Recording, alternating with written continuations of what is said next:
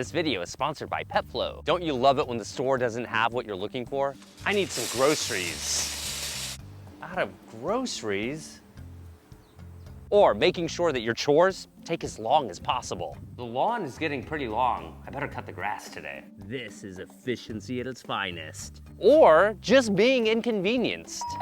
Hello, sir. I have some wonderful magazines to sell you. Would you like to buy some? Wait, let me get this straight. People are still buying magazines. Has no one heard of the internet?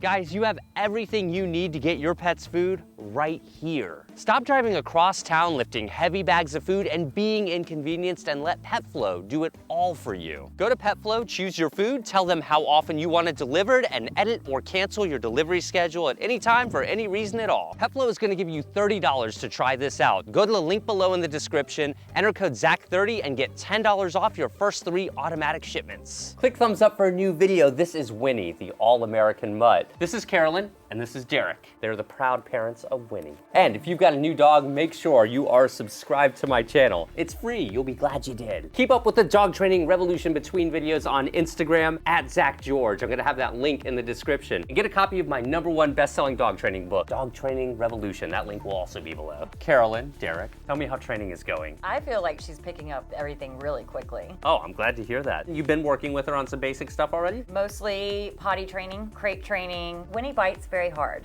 Ouch, she's a bit of a puppy biter, as most 7-week, 8-week-old dogs are. Isn't she only 7 weeks old? Yes. Dogs engage the world with their mouth like this. They like to bite. Also, add to that, they're really teething all the times. Do you guys have a lot of different chew toys around?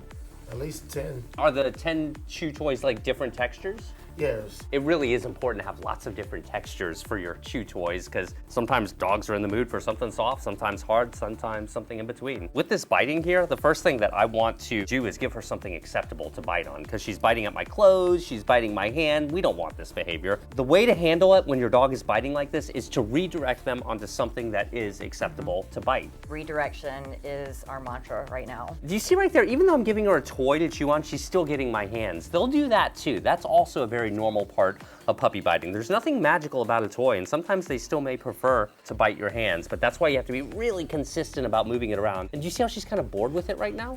It's not really doing the trick. I'm gonna try a different toy and see if this one gets her more interested. This is why it's important to have a variety of different toys because dogs can get bored with one. This one has a crinkly sound. Hear that? Ooh, there's a squeaker in there too. Go get it. Play a little keep away with her, entice her. And so now she's into this toy here. Another great way to address puppy biting is, of course, to show your dog what you prefer they do. So in this case, we prefer her to sit and behave politely. We'll go ahead and give her a treat right there for being good. Nice job. That's another way to redirect. The added benefit to redirecting your dog with food as opposed to play is that it quells their biting. Just by virtue of them eating. When a dog is eating, they're much less likely to be bitey because they go into food mode. Okay. And when they're in food mode, they start licking more and they're less playful typically. I noticed you didn't give it to her right away. You really let her lick it and experience it before you let her have it. Yeah, you're exactly right. I tend to really let them know, look, that's there, but you're gonna have to hold that position for a second. Now, the idea isn't to eliminate puppy biting overnight. The idea is to reduce it a little by little every day. What have you taught her already? In addition to the crate training and the potty training, we've moved on to sit, and we're also working on name recognition. Oh, good. How is she doing with her name? She's doing pretty well. She definitely will not come, but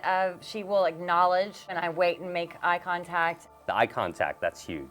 And the more you just do general training like this, like right now, I'm just going into a rollover training session with her. The more you do this with your dog, you're building that overall communication with them as well. When you have that kind of communication, dogs are gonna learn much quicker. Communication isn't just natural straight away for a dog, so we have to introduce this whole concept of communicating. The communication building phase is a good 4 months of real dedicated training to get you guys on the same page where you can understand one another. With Winnie being so young, it might be a natural question to ask yourself, when can you start training a dog? Right about now looks like a good time. 7 weeks, 8 weeks, that's a really good age to train. Let's see if we can get her to do a sit. We'll lure her, yes, and how about a down? Gonna lure her into a down, perfect. That looks really good. The fact that she will follow a lure into a sit, into a down, that sets up a perfect opportunity to teach her how to stay. Now typically I'll break stay down into 3 categories. There's stay for a period of time only. Then there's stay while we walk away. The farther we are from our dogs, the tougher it is for them to focus on us. And then finally, there's stay with distractions, which we would introduce later on. But I think right now, with her being so young, we can practice stay for a period of time. Stay?